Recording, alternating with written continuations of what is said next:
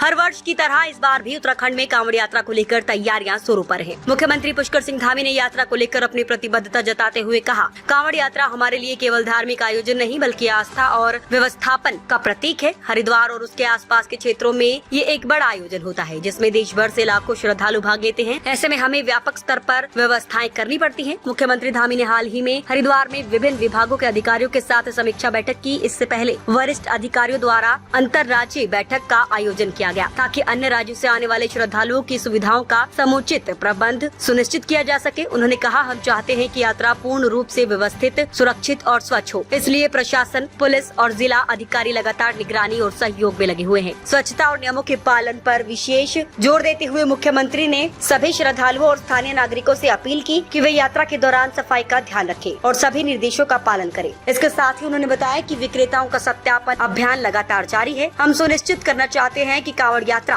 पूरी तरह से सुरक्षित और नियमों के अनुरूप हो। मुख्यमंत्री धामी ने यात्रा में आने वाले सभी श्रद्धालुओं का स्वागत करते हुए कहा कि उत्तराखंड सरकार पूरी तत्परता से उनके स्वागत और सुविधा के लिए तैयार है।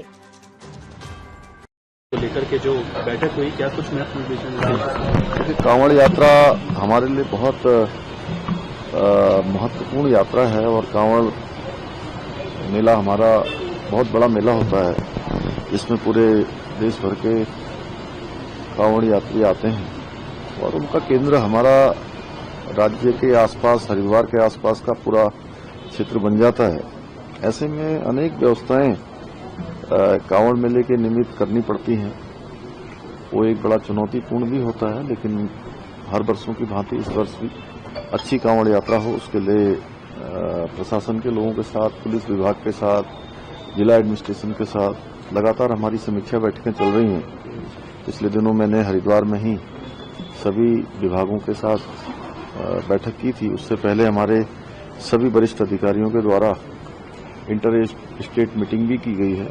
उसमें कुछ बातों पर जो सभी राज्यों को इस यात्रा में सहयोग करना है, अपने आने वाले जितने कांवड़ यात्री हैं उनको भी कुछ बातें बतानी भी हैं कि यात्रा के नियम हैं। कांवड़ हमारी जो बड़ी हो जाती है, कई बार लोगों के लिए परेशानी का कारण बनती है।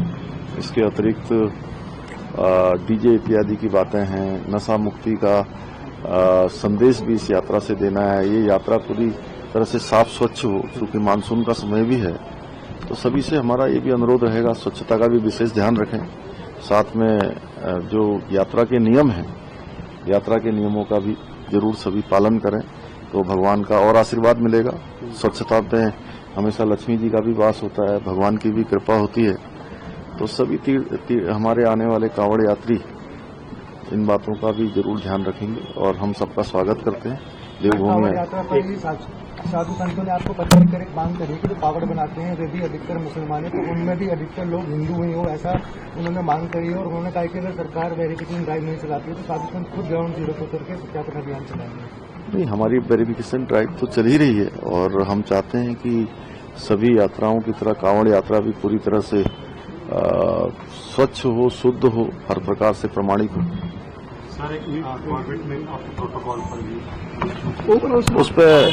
उस पर वन विभाग के द्वारा उस पर जांच बैठाल दी गई है और जो भी इसमें कहीं पर कोई कमी पाई जाएगी तो निश्चित रूप से उस पर आगे कार्रवाई होगी।